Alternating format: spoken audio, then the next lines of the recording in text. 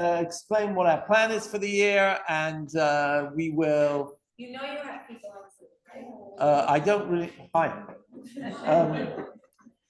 All right. All right. Great. Okay. Fantastic. Thank you. What? It's hard for you. So that was all good. Okay. So first of all, welcome to the people online, welcome to the people in the classroom, and it is great to see you all. Let me explain what we're going to be doing this year. I'm actually teaching two different courses here. The course that I'm teaching in Ivrit is a course about Brit, about covenant throughout Tanakh. And what we're going to be doing in this class is learning Sefer Yoshua and getting into Shoftim. The plan throughout the year, Joshua has 24 chapters, and we have way more than 24 classes. And I hope that we will be able to move at least at a pace of one chapter a week. When we get to the second half of the book, we will get to even more than a chapter a week. We'll probably cover more than that. And therefore, we will hopefully cover at least the whole of Sefer Yoshua and get way into Sefer Shoftim this year. Which should be fun, because what we're really going to be doing, if we're looking at Sefer Yoshua and Shoftim, is really talking about, want a better word, a foundation of a state, right? Not necessarily from the governmental perspective, which is what we talk about when we talk about the establishment of a monarchy, but there is various different stages whereby we developed as a nation. Right, we've got, of course, let's call them the founding fathers, right, and mothers, the period of the Avot, Sefer Bereshit that we're reading. We've obviously got the period of the some sort of constitution, a first constitution, which is the Torah. Rabbi Jonathan Sachs liked to actually say that there are sort of two stages. We got the Torah, which in certain way is the constitution of the Jewish people, and then we developed the monarchy at some later stage, which is a political constitution. Usually you would maybe think that first you establish a country, and then you think about what the values should be. In Judaism, it was the opposite way around. Yeah, he says that what's interesting is, because of that, Judaism survived during the years of Galut. When we actually were a nation without a country, we already had the Torah. We don't need Malchut is like an added bonus or a second floor. But the first floor is Torah, and then you have nation building. Having said that, though, the Torah, there is no doubt, is meant to be lived. I think all of us who live here in Israel, and all of us, I assume if we're talking English, are all Olim, right? And part of our understanding that we have when we make Aliyah is that suddenly our Judaism isn't just the Judaism is lived within our homes and our communities, but it's lived on the landscape of the national, right? And that national landscape is very significant. So the Torah is meant to be lived as a national culture, if you want to call it that way. So definitely the book of Yoshua is a very exciting moment. It's the moment when we move from, maybe we'll call it theory to practice. Everything we've been planning, all those laws are now going to actually be now, until now it was like, I don't know, what do they call it? Like it was just on the prototype, it was just the architectural plans. And now we're actually, breaking ground, and actually it's going to come into reality. And I hope there'll be a lot of observations that we're going to have as we go through, which relate to so many things like that. Maybe I'll just give you one small example, and then I'll try and explain what we're going to do today. One great example is this. One of my students turned around to me. We were just to be learning Sefer Devarim. We just finished the Torah. And he says, I don't understand, why is Moshe so obsessed? How can he turn around and say, you're going to go into the land and you're going to do idolatry? I know you're going to do idolatry. Like, that's so, critical, right? These are my 18-year-old students talking, right? How do you know I'm going to do something wrong? Why are you accusing me before I've even done it, right? You hear the 18-year-oldness there. So they're like, what's Moshe up to? And I said, I'm not going to give you my answer. I'm going to give an answer that I once heard in a class from somebody who said something really interesting to me. He said, how did Moshe know that the people were going to idolatry? And somebody once, one of my students in an adult class once said to me, well, it's obvious. It says, every time we have moved from one country to another, the second generation always want to acculturate. Right? Think about your ancestors who came, let's say, from Eastern Europe to wherever it was, right? To whether it's England, America, South Africa, Australia, I don't know what nationality. And you always had the first generation with the immigrant generation. And then what was the most important thing the next generation? Go get a degree, right? You know, whatever. I mean, my grandfather used to tell me, Alav Shalom, he used to tell me, what did people make kiddushes in shul? When they got their British citizenship, right? That was their breakthrough moment. That's true. Now they're waiting to get out of it. You know, I even asked my grandfather.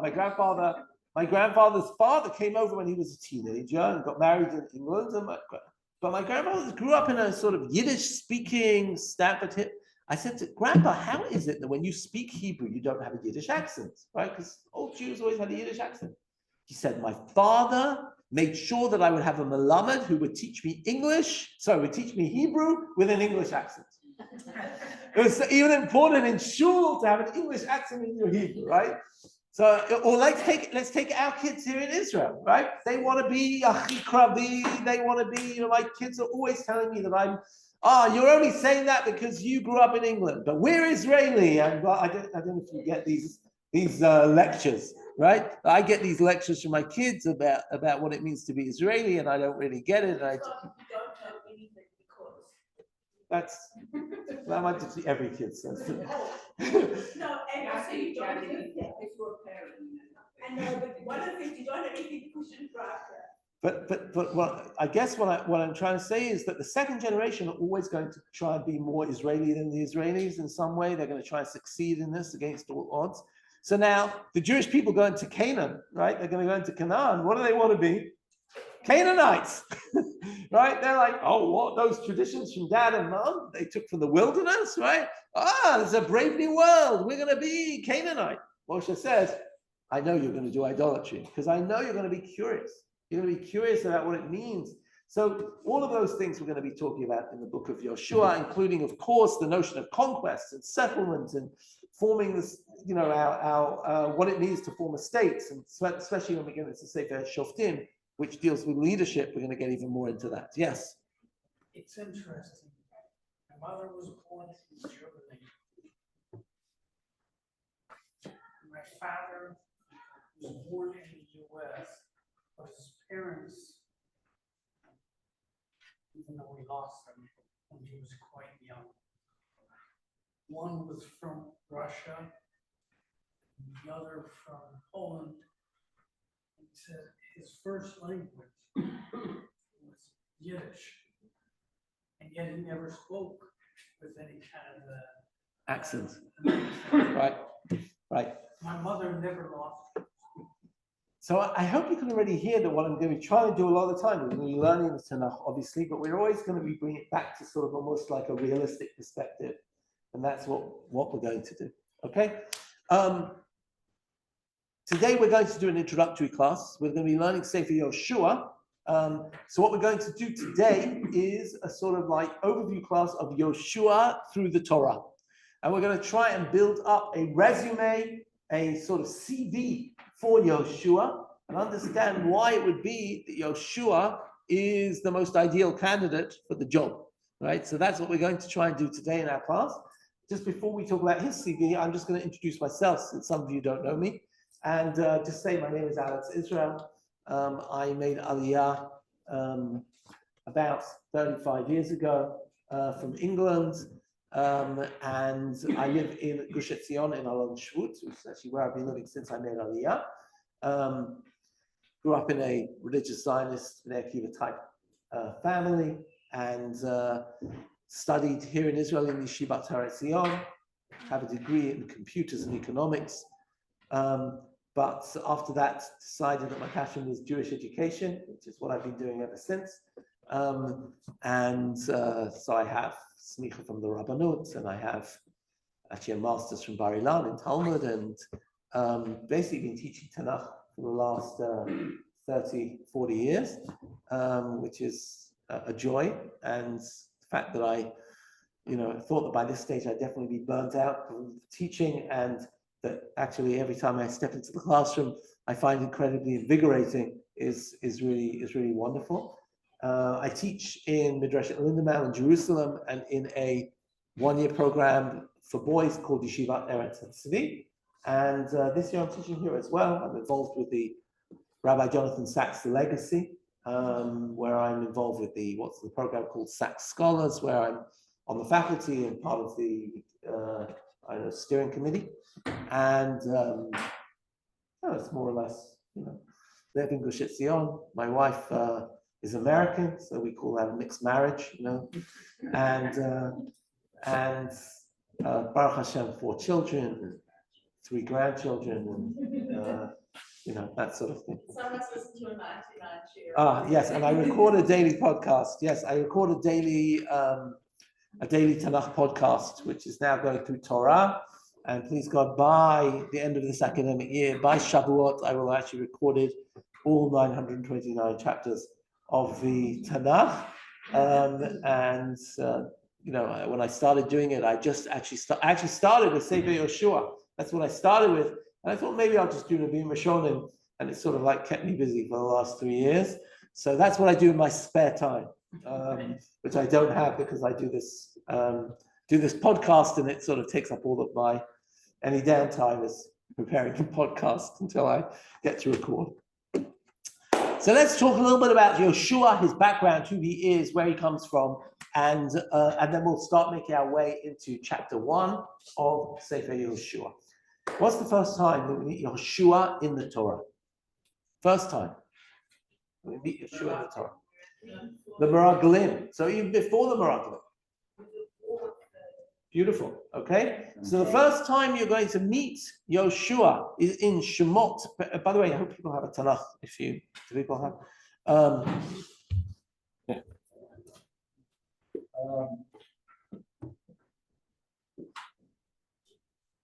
So the first time is in Shemot, chapter 17. Shemot Yud Zayin is the story of Amalek. Okay, we have come out of Egypt, and we have crossed the Red Sea. We've had issues with finding water and food, but then just after Moshe hit the rock, when he was meant to hit the rock the first time, Vayavo Amalek vayilachem im Yisrael b'refidim, right? That we get attacked by these desert Bedouins, these desert pirates. Interesting question about why they attack us. Okay, if you want to go with how the idea of Amalek have developed, they have some sort of crazy vendetta against the Jewish people or against God. That's one possibility, right? Another possibility is actually that the most precious commodity in the desert is water, right? And in the previous story, Moses hit the rock and a pool of water, a stream of water came into the camp. So they hear there's water in the area, so what do? Come and attack. I'm not justifying it, right? They come, but that's what they do. And if you look here, it's Shemot chapter 17 and verse 8. Vayomer Moshe Yoshua. Immediately, Moshe doesn't even turn to God. Vayomer Moshe Yoshua, Bachar lecha anashim v'tzei lachem ba'amalek. Machar anochi nitzav arosh hagiva u'mateh Elohim biyadi. What's Moshe going to do? Moshe is going to hold up stand on the hill. He's going to hold up the staff, right? And he sends Yoshua to fight. Actually, very interesting. What was Moshe going to do with his staff on the mountain? It's interesting because the Ramban says what Moshe thought was, that staff had done miracles before. He thought he'd be on the mountain and see the battlefield and go boom, and then dead fall down, and boom, and dead fall. In the end, the staff didn't work. Do you remember? In the end, Moshe holds up his hands, and I don't know, maybe it becomes a signal for the people to have confidence and to have faith in God. But the staff doesn't do very much in this particular story. Not anything supernatural. It's been a miraculous staff until now. Ironically, about this story, there isn't too much miraculous about it. Okay, but what's fascinating here is if we're looking at Shemot Yud Zayin, the story of Amalek. And by the way, if we want to just follow this through, go to the end of the story, Maftir, Pasuk Yudalet. It says, "Vayom Hashem Moshe Tov Zot Zikaron B'Sefer V'Sim B'Oznei Yoshua." Write this down as a memory in a book. Not clear what book this is. V'Sim B'Oznei Yoshua. Put it in Joshua's ears. Ki macho enchet zecher Amalek mitachar hashamayim. I'm going to wipe out Amalek from under the heavens. In other words, that Amalek, those deserts, Bedouins who came and attacked us, God says, I promise I'm going to eradicate them as a threat to you. But Sim B'Oznei Yoshua. What does it sound like Joshua's prowess is at this stage? He's a warrior, right? He's a military general. When Moshe has to think of one person to lead the troops, it's Joshua. So here we see in the Amalek story, the main experience is military. Okay, he's got military experience. We have this military know-how. Now, by the way, where did Joshua get this from? What? There's something written about watching the Egyptians and how they used to work together. So I don't know, maybe so you could, Gladiator, maybe these all guy movies, I don't know, but one imagines, right? We know this from the Roman times and from earlier on in the period of the Assyrians, right? We actually have evidence from Assyria who exiled the 10 tribes, and then we find all sorts of evidence of people in the Assyrian army with Jewish names. When you had slave populations, right? Again, what do I imagine? I imagine that somebody like Bezalel, right, who built the Mishkan, where did he get his know-how from? They were slaves in Egypt, but some people became expert craftsmen, right? Who was making the ornate decorations for Pharaoh's palace. If we were slaves in Egypt, and I imagine that certain people who were slaves in Egypt got drafted to the military. And again, they were conscripted soldiers. Is that the word? Conscripted or slave corvées, I think they call them, or whatever. Whichever way, there were probably divisions. Why would he make hospital? He wanted to kill them. Why would he make members of the population right? Military people. Right, I don't know, but what happened in Roman times? Right, they had slaves in the army, correct? Yes, but they weren't scared of instead of why do you want to kill all the boys? Right. So it could be that once they're enslaved and they've been branded as a slave, and then and they're working in the framework of the army, and these aren't like Jewish divisions, but whatever. My simple point is, what I can only imagine is that already Moshe knows Yoshua by name, right? He turns around to Yoshua. Yoshua is already an established leader. What do we call it? Middle management? I don't know, whatever. At this point of Yetziat Mitzrayim, he's a known quantity, and you give Yoshua the military job, right? So he's already, I don't know whether he's a Magad or he's a Machat or what we say now in our military language now, but he's already clearly got some sort of military experience that you can allow him to have some sort of leadership for the army. And here he gains experience in the first war that Am Yisrael really have to fight.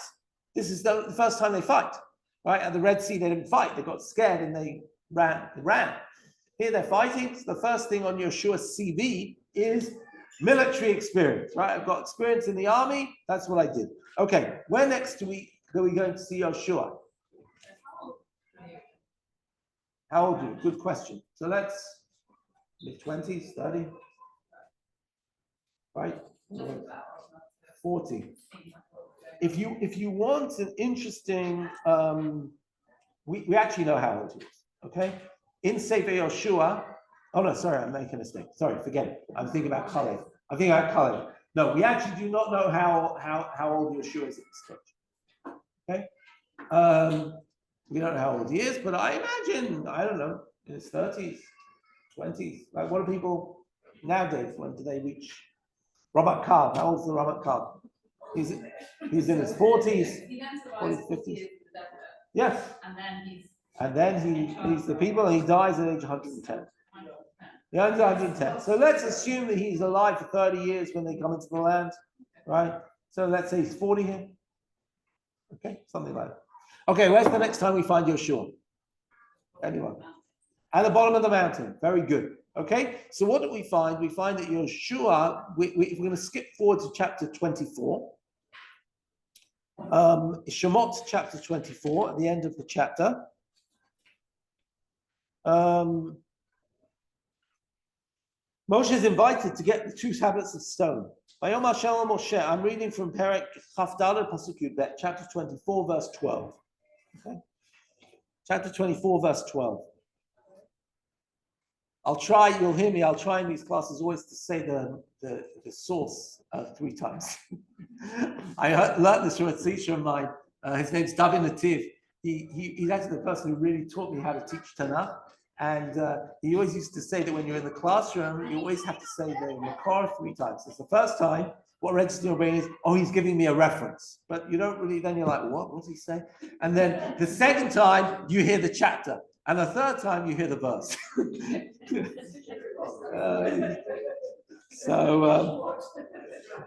Okay, you want to hit you, he'd say 4 times. Okay, chapter 24, verse 12. Okay, so here Moshe, Vayom Hashem Moshe alei elai ahar ve'esham etnalecha et luchot ha'even v'atorah v'mitzvah shekatavti la'orotam. Sure. You got also the glasses, please. No. That's not yours. Somebody else left their glasses. No, nothing. So basically, what is he saying here? We have come to get the luchot, right? So he's going to go up. If you look at the last verse here, Moshe is going up for 40 days and 40 nights. But who's invited with him? Look at Pasuk Yud Gimel, verse 13. Here we see the first time in Shemot Chafdalad, right, that we have the first time Yehoshua Mesharato. That he is his PA, right? He's Moshe's personal assistant. He's his Mesharet. And he also goes up, Vayal Moshe al Har Elokim. In other words, Yoshua goes up some of the way, and then Moshe goes all the way up the mountain. Now, we're going to meet him again when Moshe comes down the mountain, correct? When you look in chapter 32, okay, chapter 32 is the story of the Egel. We're looking at chapter 32, verse 17. Chapter 32, verse 17.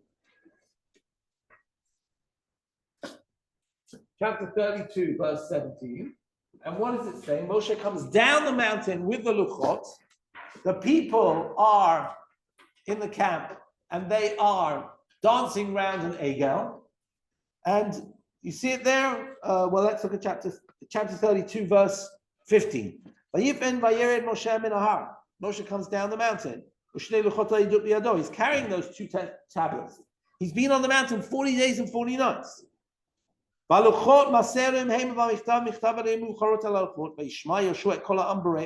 the noise of the tumult in the camp. What do we say about Yoshua? He's a military man, right? What's the first thing? He hears tons of noise in the camp. What does he say? Oy vey, we're being attacked again. And the mafaked is not there. Oy vey, we're being attacked, right? You hear a huge noise, so you can't tell what the noise is, right? You hear this big noise, and you say, Kol milchama b'machaneh. And Moshe says, Ein kol anot gvura, I don't hear the sound of victory. Ein kol anot chalosha, I don't hear the sound of defeat. Kol anot anochi shomeh, I just hear a lot of noise, right? And now we see the story where Moshe goes, he sees the egel and he smashes the luchot. What can you tell me about Yoshua from this story? Yeah.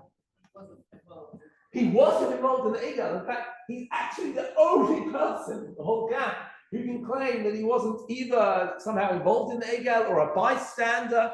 He's totally not there when the egel happens. Right? You can't be tarred with that brush in any manner or form. And what else?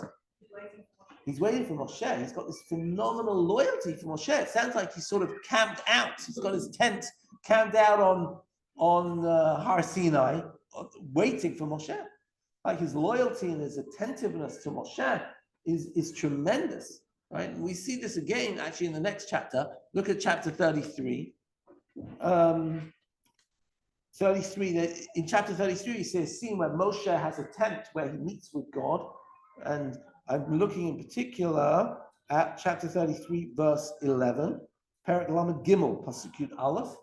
Okay? Perek Lamed Gimel, Pasuk Yud Aleph. Talk about how Moshe talks to God directly. Moshe would speak to God face to face, like someone speaks to their friend. Now the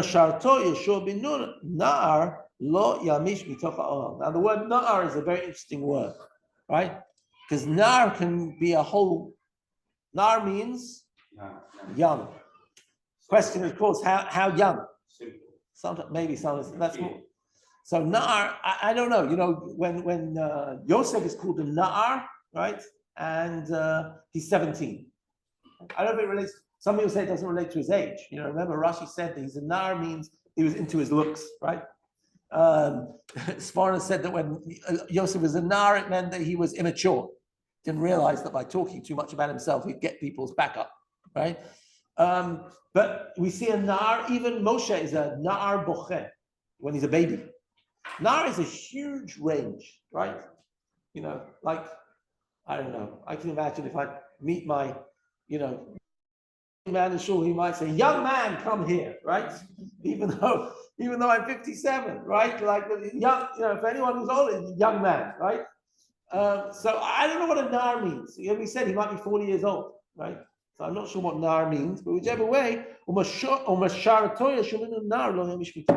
what I find amazing. Yoshua is gaining not first-hand experience of prophecy, but second-hand experience. Because Moshe is talking to God face to face, but maybe Moshe comes out from talking to God and he says, wait, Yoshua, okay, there's 3 points. Don't let me forget. He's the first person to hear the prophecies from God, right?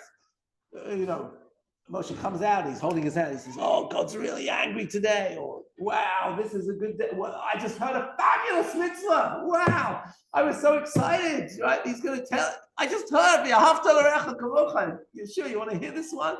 Beautiful mitzvah he just gave me. I don't know, did Moshe share? But anyway, God's talking to Moshe, right?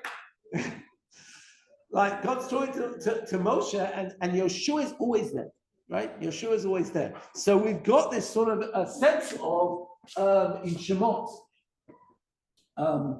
Lo Yamush Mitoch Ha'ohel. He is at the scene of prophecy, right? What do we want to call it? Prophecy secondhand, close to prophecy. Okay?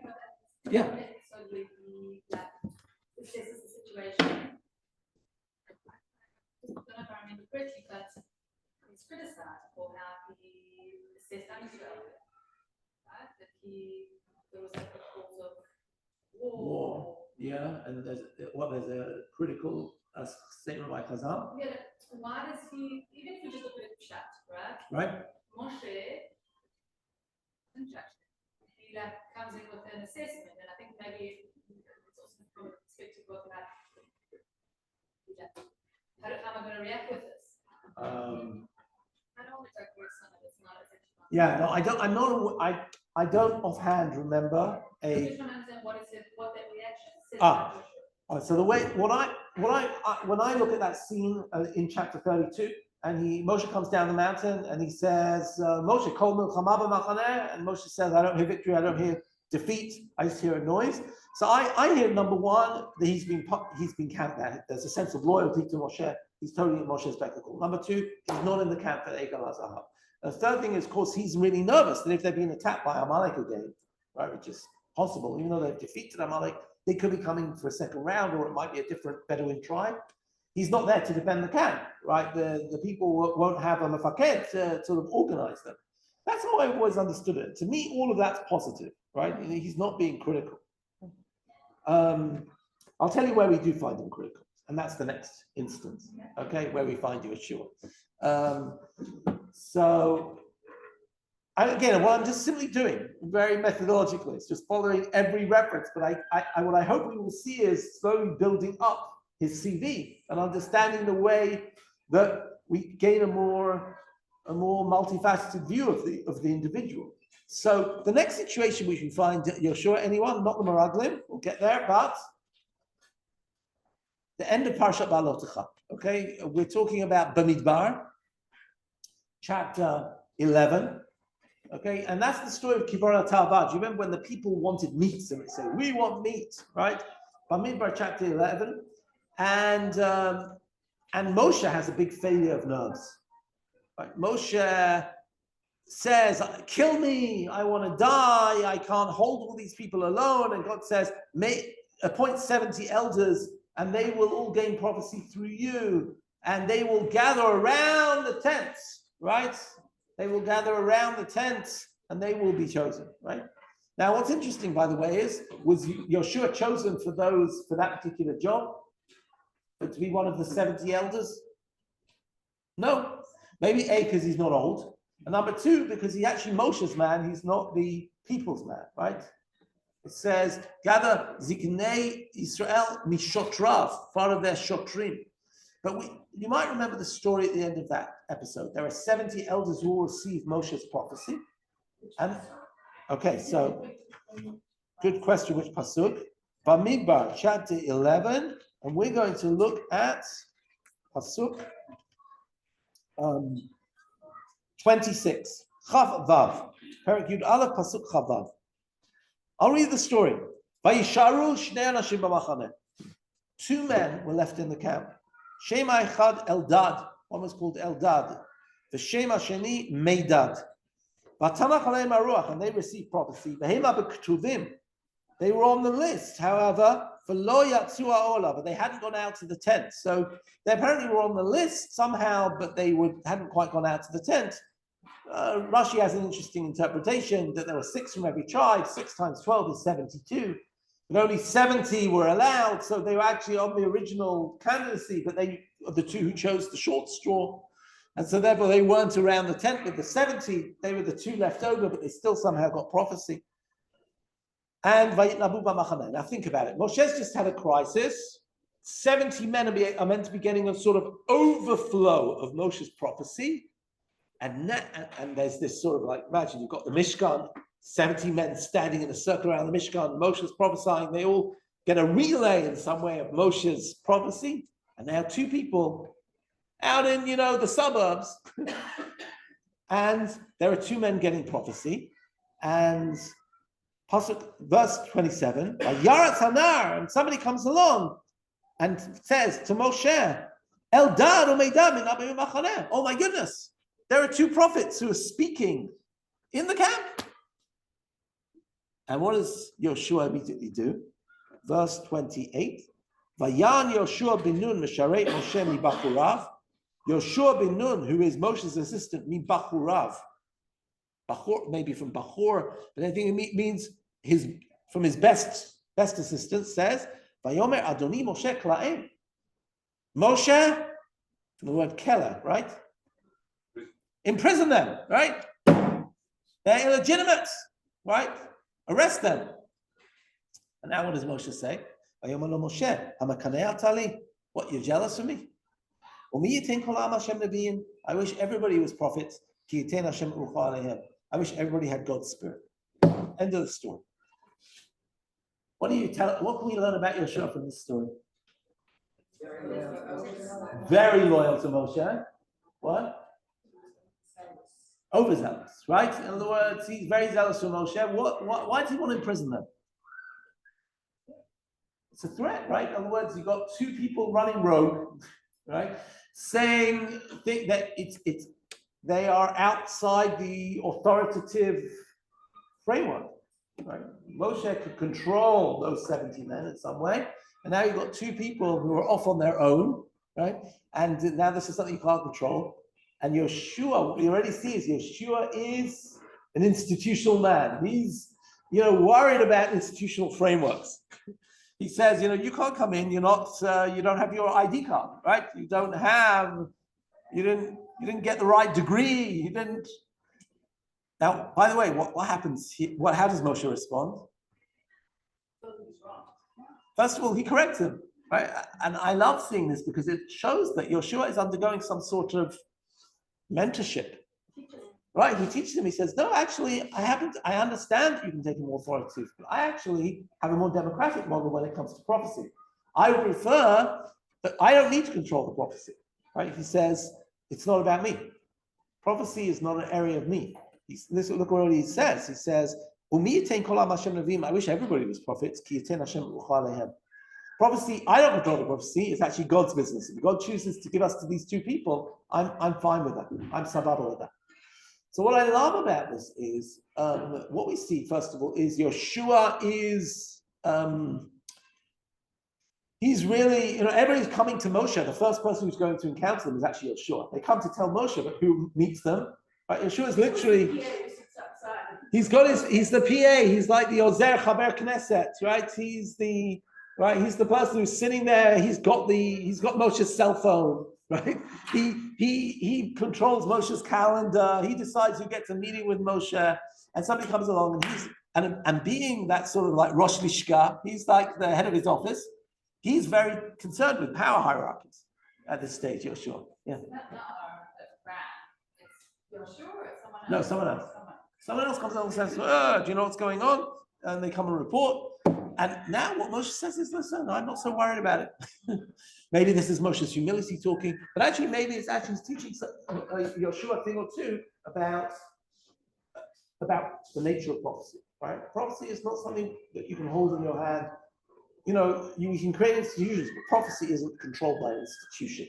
Prophecy is charismatic, it's directly from God, it's unmediated. Right? In that regard, Moshe is very happy about it. So I love this mentoring moment, this sort of like correction, right? This phrase, "Hamakanei atali," I know you're worried about me. I know you're zealous for me. I know you're jealously guarding my dignity, right? Or my station. I don't need that. I love that. If anybody wants to add anything. Well, you would also understood the risk of false prophet. Right. Right. Sure. Right. False prophecy is very dangerous. And it seems like Yeshua was more concerned about that and Moshe is less. Okay, the next story, of course, is the Marag. Oh, so let's put this in. We've got Moses' mentorship, right? Is that what we want to say? Moses' mentorship. And this idea that Yeshua is always there. By the way, I have this fascinating image of, Yeshua as really being this Misharei Moshe. Yeshua almost like being in the cabinet room all the time, being the Maskir HaMemshalah, right? He's writing the minutes of the cabinet meetings, right? Or of the, the national administration. He's getting a lot of management experience, right? Just simply by being there, right? Connections. He's got the connections. He's got everybody's number in his phone. He's got everybody's WhatsApp. It's also nice that they seem to communicate with each other. It's not like Moshe just speaks to him. It's like all the Jewish stories. It's not meant to just be told. Right. Right. So there's a to and fro. There's a real relationship. Okay. Beautiful. Yeah. Pardon? Seems like he's more of a surrogate son. Maybe, right? Certainly when you take the fact that Moshe's children, Moshe really doesn't have too much interaction with his family. When Sipora Achar Shilcheha, he separated from her for a while and they're not around for Yetziat Mitzrayim. And then he comes with his children. We never see Moshe interact with his children. We barely see him interact with his wife. Rashi Chazal have this idea that he separated from his wife. And it's almost like what you're saying. I never thought about it this way, but it's almost like he's a adopted son, sort of like. Right. Yes, that's the next story. Right. I'm struggling to find, and I got it wrong. Isn't there another reference? Wasn't Yeshua and Caleb the two that jumped into Yam Suf first? So we usually talk about, even though it's not explicit mention, we usually talk about somebody called Nachshon ben Aminadav. Right? But you are right about Yeshua and Caleb in the next story, right? So Yeshua and Caleb, if you look, just go to chapter 13 here, which is the story of the Meraglim.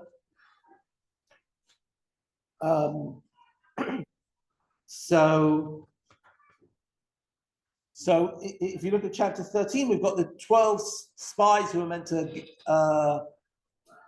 meant to be spying out the land, and we're told Kulam Anashim Rashi Bnei Israel Hema, right? It says here, verse 3, chapter 13, verse 3. Kulam Anashim, they're all, let's say, statesmen, Rashi Bnei Israel Hema, they're all leaders of Israel. And when you look down the list, there are obviously 12 spies, 10 are the bad spies, 2 are the good spies. The good spies are Caleb and Yoshua. Interestingly enough, if you take a look here, look at Pasuk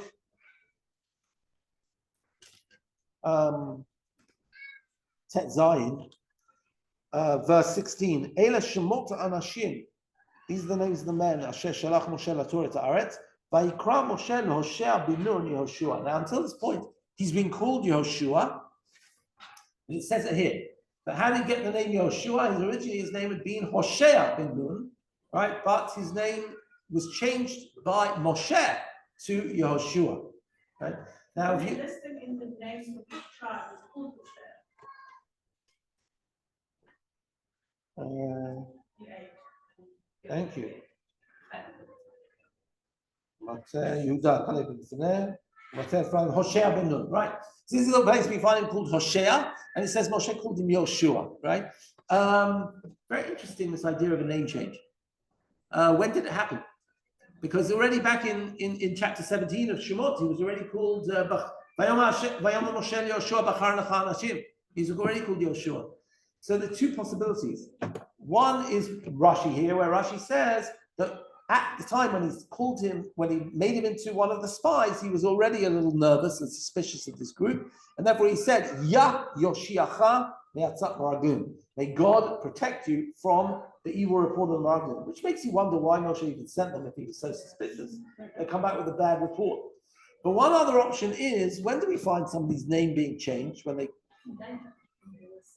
now we do that, right? But in the Tanakh. So of course we've got Yaakov and Abraham, which indicates a shift in the power. But one great example is somebody else changing their name, a leader changing their name, is an example of Yosef. When Yosef is appointed by Pharaoh to become the prime minister, right? He changes his name and calls him Safnat Paneach, right? The person who decodes the codes. Sometimes when you see somebody being appointed to high office, their name gets changed, right? And that is there another example somebody can think of? The Pope changes his name. The Pope changes his name, right? They can pick a different name when they become king, right? So the Pope takes on a new name, right? Lahavdil. But there's this idea of taking on a new name when you establish yourself. So so at what point does Ram become Yoshua? Maybe when he became the Ramakal, right? Maybe when he appointed that time to be head of the army, right? That's when he called him Yoshua. That's why he's called Yoshua since then. Here it chooses to tell us something, that actually Moshe and Yoshua have this very close bond. And maybe it's in this story to explain that Yoshua is never going to backtrack on Moshe, right? Moshe had appointed him, he's going to be the loyal one. If there's anyone we can expect to have loyalty amongst the spies, it's Yoshua. And I'll show that to you in a second. But just before that, what do we gain from Yoshua having been a spy from this story? So first of all, he knows the land. What's the big mission statement that Yoshua is going to have in the book of Joshua? To conquer the land, to settle the land. Here in Bamidbar Yud Gimel, the story of the Meraglim, the spies. He knows the land. He has experience of Eretz Israel, right? He's experienced Eretz Israel, right? That's incredible. In fact, I'd even say, if I have to look in his biography, the fact that he's actually experienced Eretz Israel when the people are going up and they're like, we're nervous, and they're like, guys, I've been there. which by the way is the worst thing when you have a tour guide like that, but never mind. But that's always when somebody's going to take a wrong turn. But he can turn around and even say, "Don't worry, I've seen it." People are saying there's giants.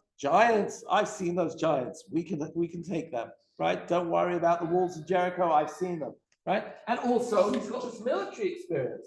So in terms of the job, like the job ad, right? Seeking a leader to take an experienced leader to conquer the land and take the Jews into the land of Canaan.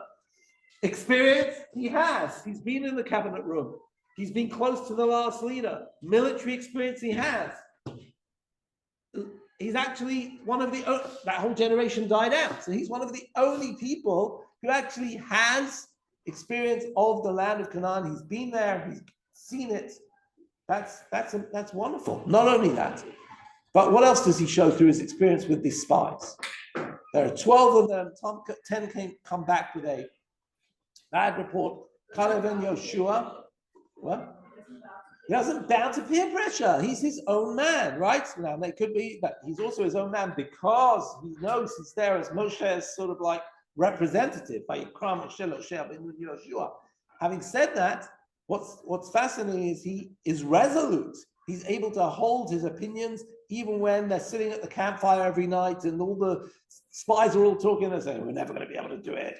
We're never going to be able to fight this. We're never going to conquer this. Our people aren't made up." And I don't know whether he talks up to them or whether he argues with them or he's like, but whichever way, he comes back and he's sure on which side he is.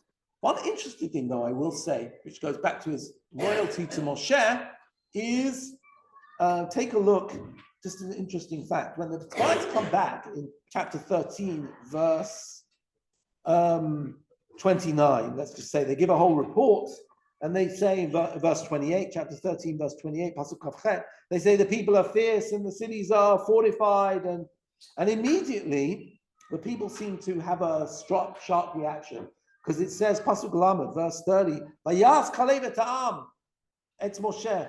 Kalev hushed the people. Whereas apparently they start talking, and everybody goes, there's this big noise, right? And then what does Kalev do? He says, shh, and his answer, and he says, guys, we can do it. And that's when the spies come back with an even worse report. Who's missing? Yeshua. He's nowhere to be found. Right? Where is he? When does Yeshua stand up and voice his opinion? Take a look at verse 14. Chapter 14. Chapter 14.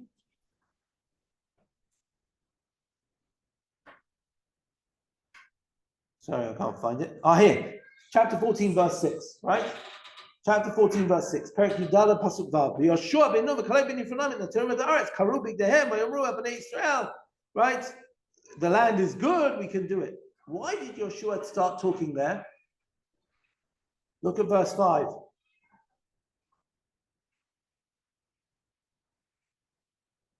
Yoshua stands up when Moshe falls down. Vayipol Moshe Baron Opnehem. When Moshe falls down, while Moshe was standing, Yeshua is going to speak in front of his Rebbe. Yeshua, who is the secretary, is going to speak in front of the prime minister. No, he's not. So even when Caleb's the firebrand, right? Caleb gets up and says, don't worry, we can do it, etc. Caleb's an independent, right? But Moshe is already within the system. As long as Moshe is standing and governing things, Yoshua won't say a word. Okay? He defers to authority. I've already seen he believes in authoritarian structures to a certain degree. But the minute Moshe falls down, Yeshua says, okay, now I've got to stand up. So this leads perhaps a deeper question, which is why Moshe didn't get to lead the Jewish people into Israel. Yeshua did. Now, a lot of Chazal focuses on maybe it was a punishment for things Moshe did. But are we looking at, in fact, the contrast between the two, showing that Yeshua ultimately had skills and which would make him a better That's really interesting. Leader into Israel. And while you're saying that, first of all, I think you're making a good point. In other words, that Yeshua has a skill set that Moshe doesn't have, right? It's actually fascinating that there is an opinion of the Abarbanel. And the Abarbanel says, I don't really get it. Like, Moshe didn't get into the land for hitting a rock. Like, doesn't make a lot of sense to me, he says. And he says, that makes much more sense to say that, well, what are the two big sins of the Midbar? Number one is the Egel. Who made the Egel? Aaron. The Meraglim is the next big sin. Who sent the Meraglim? Moshe. Says somehow the two really big sins are the Egel and the Meraglim, Aaron and Moshe. But says if we would have said Moshe, you can't go in because of the Meraglim, and Aaron, you can't go in the Egel, then that would have taken the responsibility of the people. Right? So he says the truth is they're really being blamed for that, for their managerial mismanagement of those situations. But in order not to take the weight off the people, they don't say it. They say, this is because of a rock. But really it's about that. And maybe you're going a little bit in that direction, right? There's something about Moshe's mismanagement here of the situation. Or just a different skill set. But the other interesting point is that he would have perhaps thought you've got the whole generation has to die out, which is what the purpose of the 40 years was. Yeshua doesn't qualify under that characteristic as well, which perhaps teaches us something that Judaism also requires a continuity, not a complete, nice. Fresh. Well, Yeshua and Caleb were the two people who were left. They were the only two who are the survivors from that generation, right? Which is fascinating. Okay, we've still got a couple of places to look at, and you can see our time is marching on. So the next place we'll look at is chapter 27. Chapter 27, which is the appointment of Yehoshua. We're looking at chapter 27. Well, let's start from verse 12. Perek Chav Pasuk Yud Bet. Perek Chav Pasuk Yud Bet. Moshe's told, Bamidbar Perek Chav Pasuk Yud Bet. Vayomar Hashem Moshe alei al har ha'aravim hazeh. Go up to this mountain, Har Ha'avarim, the Avor, this mountain of transition. See the land which I give unto Bnei Israel. You'll see the land. You'll be gathered to your people, like Aaron has died, etc., etc. Next paragraph, Pasuk Tet Vav. Vayedaber Moshe el Hashem Lemor. By the way, this is the only time in the Torah we ever have this. Usually it's Vayedaber Hashem el Moshe Lemor. This is the only time. Vayedaber Moshe el Hashem Lemor. Now, this is the only time that Moshe is giving God an instruction. And he says, you've got to appoint somebody. The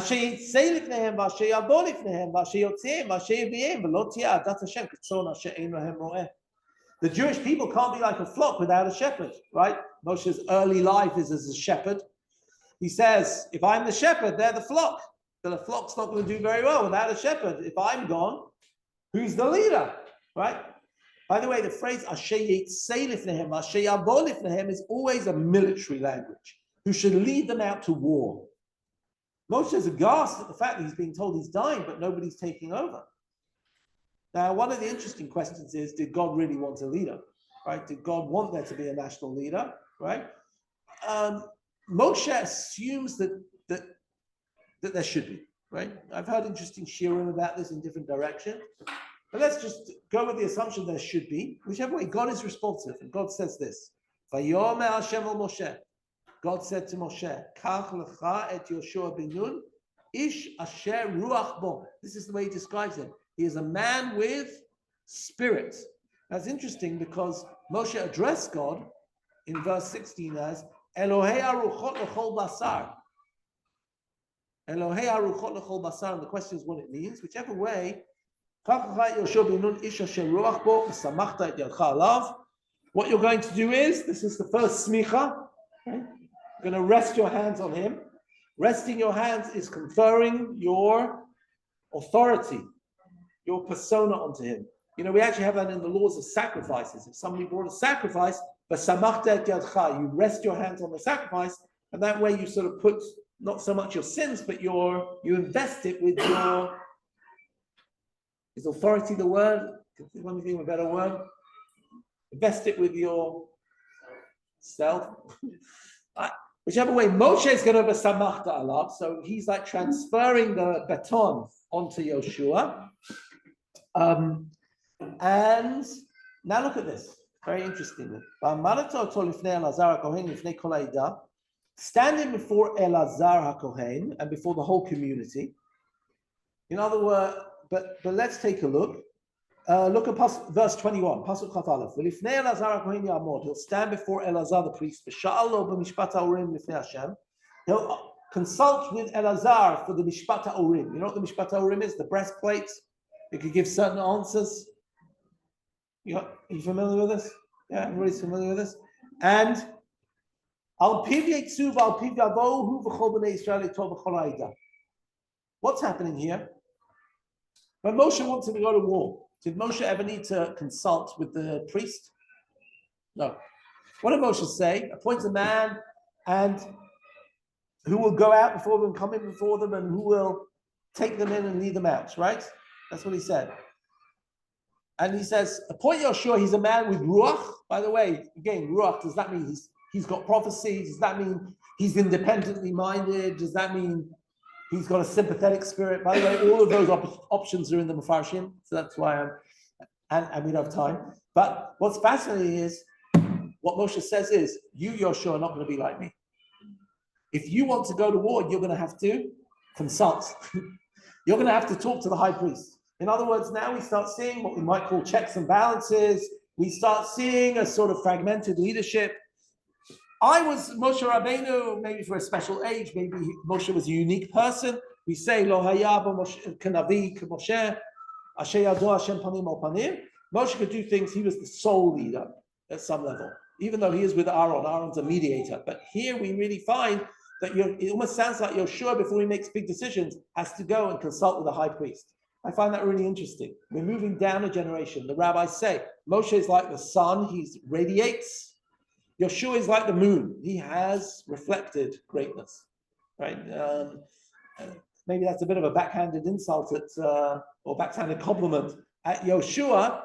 On the one hand, he is Moshe's protege. On the other hand, he's not Moshe. And therefore, Yoshua's not going to be a prophet in the league of Moshe.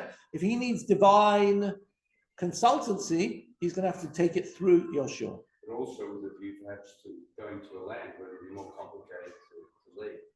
Maybe. You mean there are more complicated issues? The people are more spread about. It's not such a focused camp. National issues, yeah.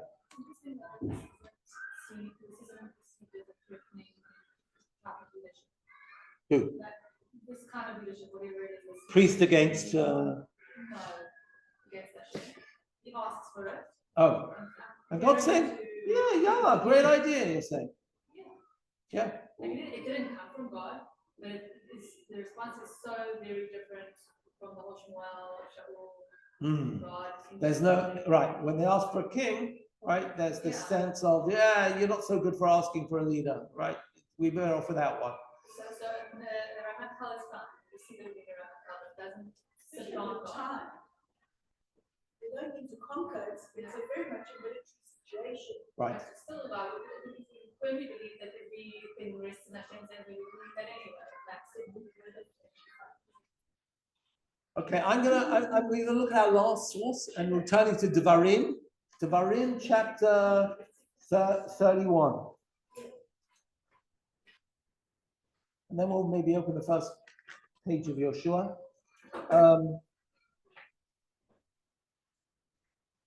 So actually a bit of a sad source.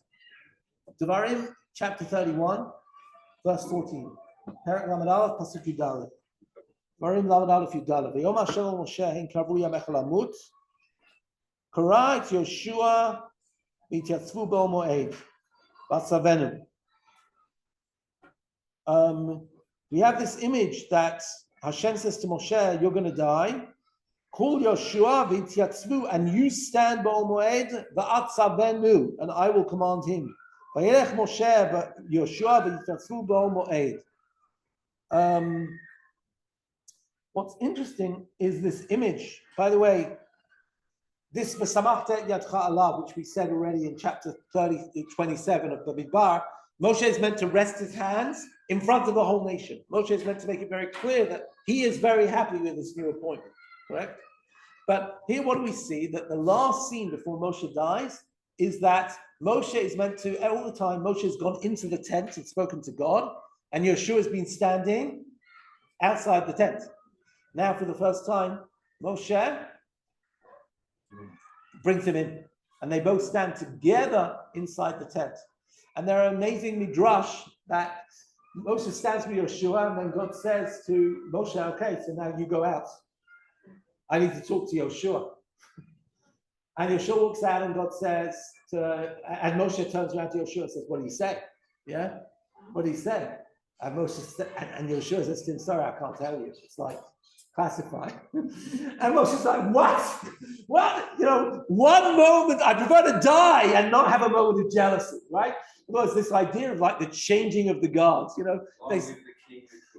Right, well, they say that Ben Gurion had to move down to the Negev to stay, okay, he couldn't stand being in Tel Aviv after he wasn't prime minister anymore. Like, he's like, you know, he's sitting there and expecting to know all the business that's going on. He's like, now he's not in the cabinet meetings. He's not in, like, how can you be living in Tel Aviv? He's like calling you, what happened today? What's this? You know, what's going on? And, you know, in the end, he just had to go and like be a hermit in Sde Boker, because he just couldn't cope with it, right? So this is very interesting in changing the guard. And all of this I'm saying in order to lead to the first line of Sefer Yoshua, where Sefer Yoshua begins with Vahi Acharei Mot Moshe.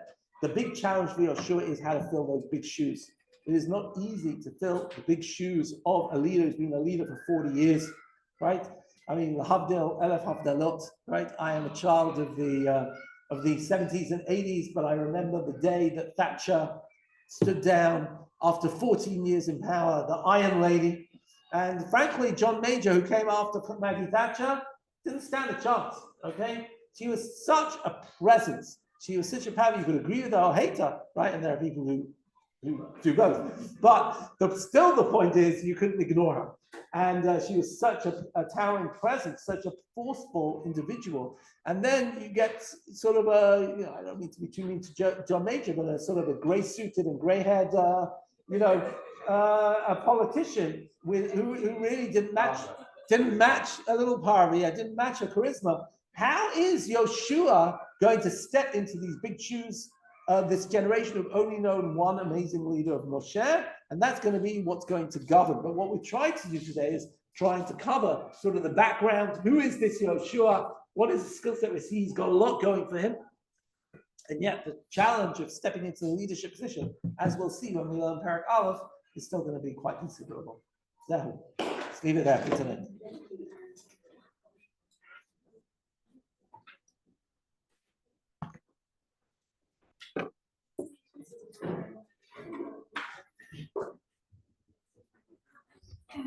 If we can, next week we'll cover chapter 1 and 2. Let's see if we manage.